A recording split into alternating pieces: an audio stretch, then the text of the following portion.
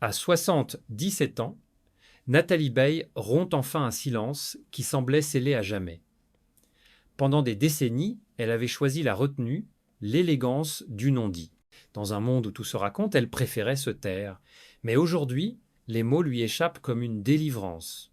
Elle parle de Johnny, non pas du mythe, non pas de la star aux guitares flamboyantes et aux cris de foule, mais de l'homme, celui qu'elle a aimé, celui qu'elle n'a jamais cessé d'aimer. Je l'aimais jusqu'au bout, confie-t-elle d'une voix presque brisée. Cette phrase, simple et déchirante, résume à elle seule 40 années d'une affection qui n'a jamais connu de véritable fin. Dans son regard, il n'y a pas la nostalgie des amours révolus, mais la tendresse calme de ceux qui ont tout donné et qui savent que l'amour, parfois, survit à la séparation. Le public, surpris, redécouvre une femme que l'on croyait détachée de tout. L'actrice discrète, celle qui fuyait les plateaux de télévision et les confidences de magazines, se révèle enfin. Elle ne cherche ni à se justifier, ni à raviver le passé. Elle veut simplement rendre justice à ce qu'ils ont vécu. Car leur histoire n'a jamais été une romance de cinéma. Elle fut complexe, chaotique, faite d'éblouissements et de blessures, d'admiration et de désillusion.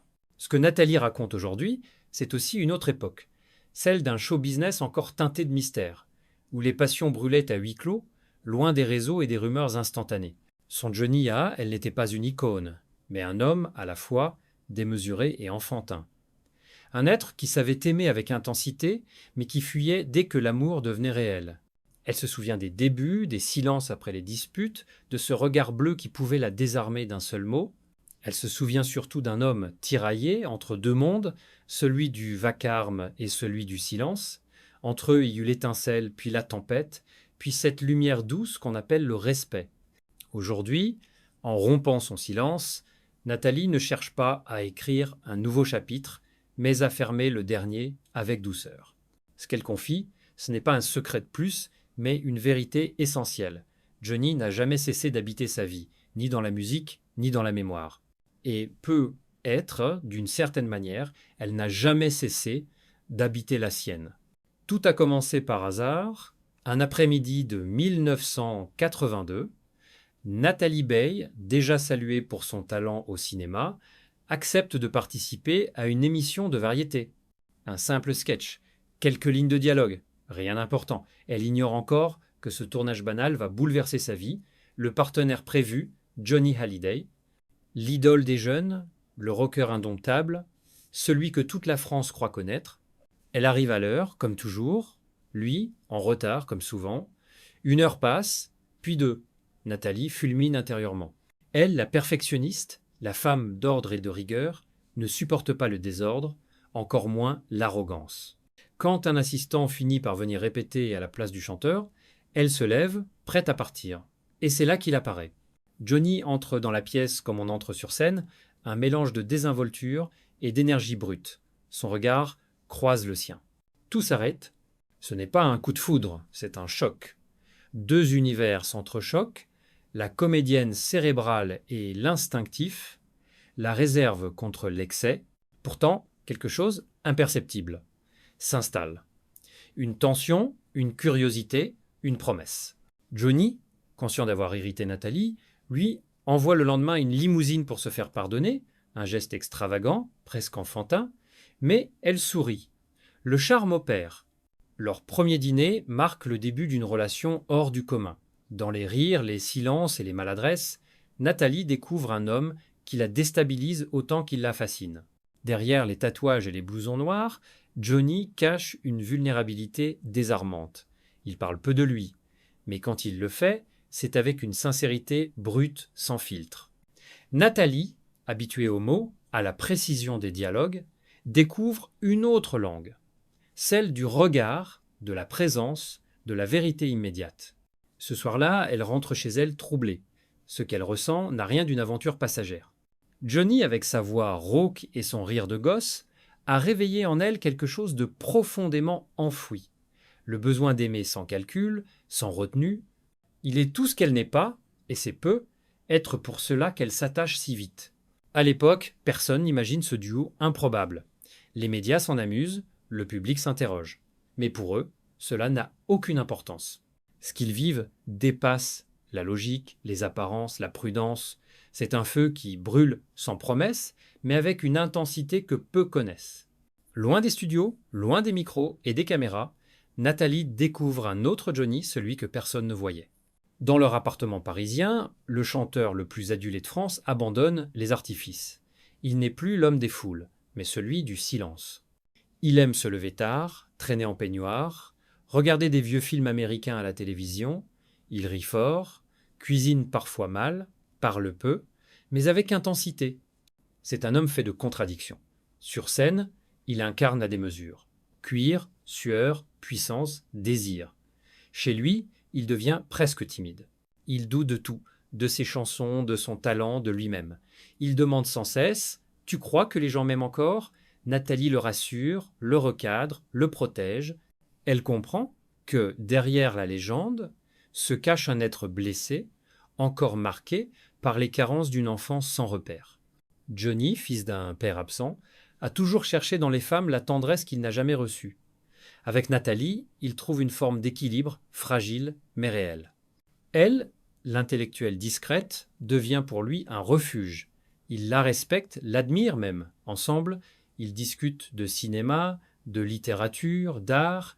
Johnny se révèle curieux, avide de comprendre, fasciné par la profondeur du monde qu'elle lui ouvre.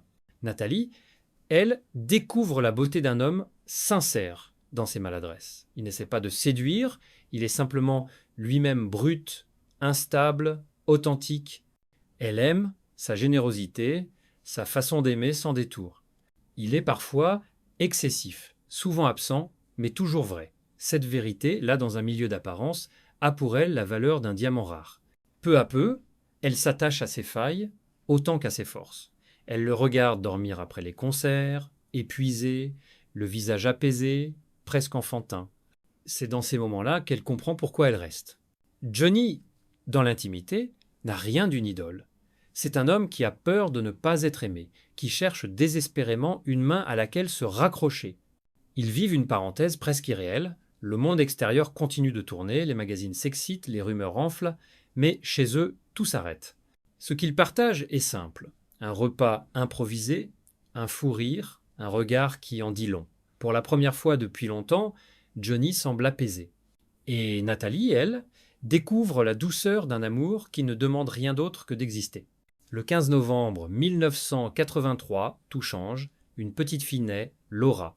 Un prénom doux, presque fragile, choisi comme une promesse. Pour Johnny, c'est un bouleversement total.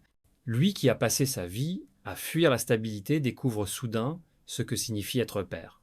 Il est ému, maladroit, émerveillé. Nathalie, épuisée mais lumineuse, observe cet homme qu'elle aime se transformer sous ses yeux. Johnny ne joue plus un rôle.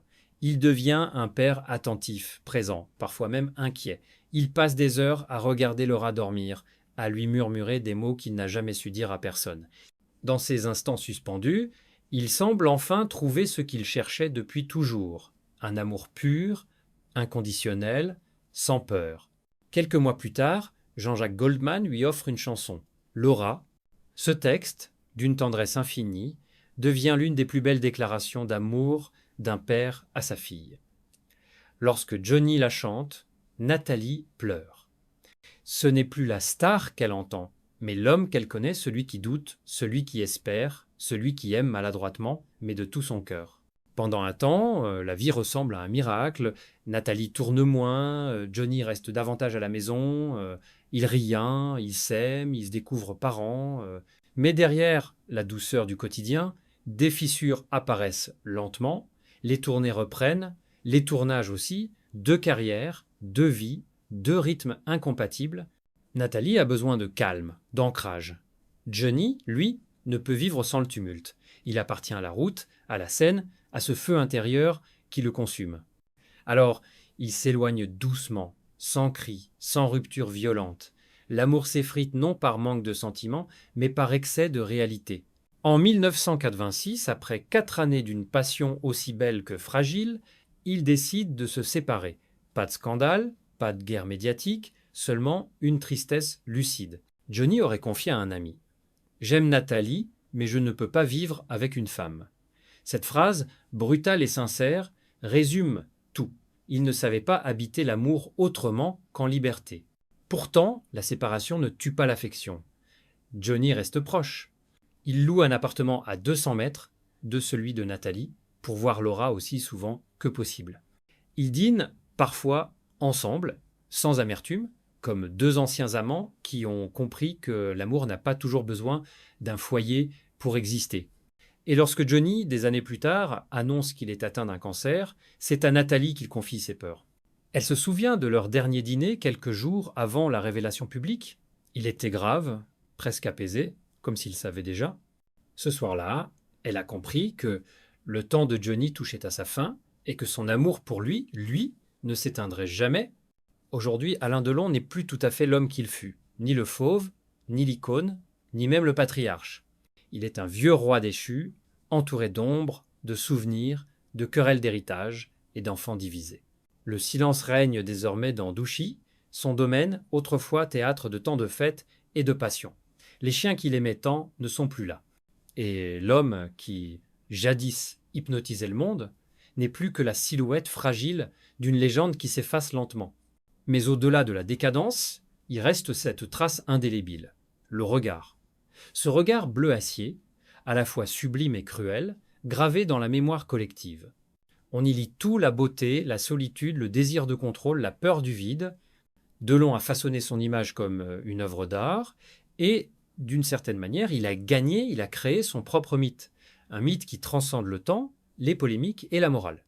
Car malgré tout, malgré les procès médiatiques, les accusations, les ruptures, les démons intimes, le nom Delon continue d'évoquer quelque chose de rare. La beauté absolue, la puissance tragique, la mélancolie française. Comme s'il avait incarné, à lui seul, la splendeur et la chute d'un siècle entier. Et est-ce cela, finalement, l'héritage d'Alain Delon, l'image d'un homme qui a voulu être Dieu, mais qui n'a jamais cessé d'être mortel. Elle a simplement vécu cette histoire comme on vit un vertige, intensément, puis en silence. Et dans ce silence, il reste la trace d'un amour vrai fragile, imparfait, mais éternel.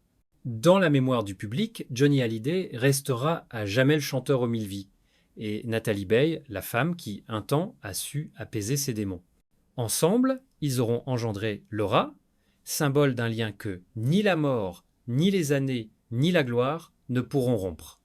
Et être-ce là, finalement, la plus belle victoire de Nathalie Baye, avoir aimé un mythe sans se perdre, avoir vu l'homme derrière la légende, et avoir gardé pour elle seule ce qu'il y avait de plus vrai son cœur.